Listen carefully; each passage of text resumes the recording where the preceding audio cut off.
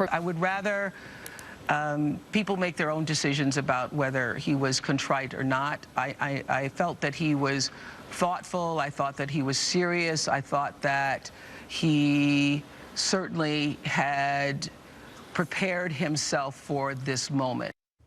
All right. Well, after years and years of denials, Armstrong, in an interview that'll run tomorrow, finally fesses up, kind of, sort of. We'll learn about the extent of it tomorrow night, but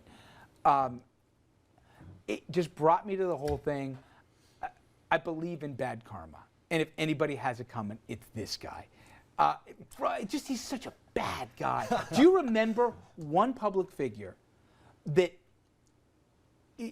was so popular and not one person has thrown a life preserver? Can you remember one guy? I mean, even Tiger Woods had people jump to his defense. Darryl Strawberry, I heard somebody say this morning on the radio, people gave him second, third chance. I haven't heard one person say Lance. And I mean, look at what he did with Livestrong.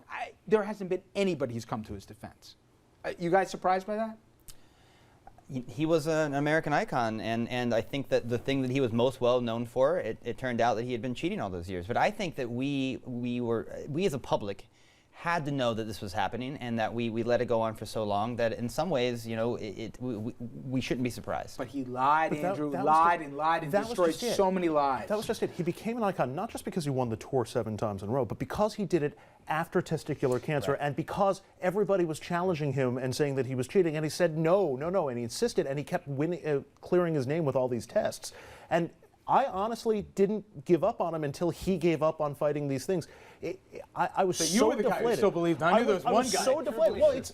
Well, he was an amazing specimen, and what he did in the Tour de France was, I mean, why did he do the interview? That's the part I still don't get. Isn't he still a fantastic biker, right? I mean, everybody. Who the hell knows? Everybody was cheating. He beat all the other cheaters. Our judgment of how good he was based on what he had to go through, and the fact that he did it clean. He also mandated that everybody in his team, and he bought the best team, they all had to cheat. It wasn't that he some cheated. He mandated they did, or he got rid of them. And I mean, just like karma stuff, Vince. His wife nurses him through cancer, and as soon as he gets better, he gives her the heave ho. It's like just bad guy, you know? I mean, but why did he do the interview? Why? I mean, he's got his liability issues now that he's going to face himself up to. Maybe, but I think what you're going to see is he's going to try to make his, I'll call it a comeback, for lack of a better term. I mean, for everybody that he could have chosen to do the interview with, every good sports writer, sports reporter, he chose Oprah. You know, he's looking for the book deal, he's looking for the movie deal. He's an opportunist, and that's what this is. He's continuing that. Unless he changes public opinion, he has to live the rest of his life like OJ. Well, the feds are after the money, and they're not taking his first offer. We're going to wrap things up, everybody. We come back, stay with us.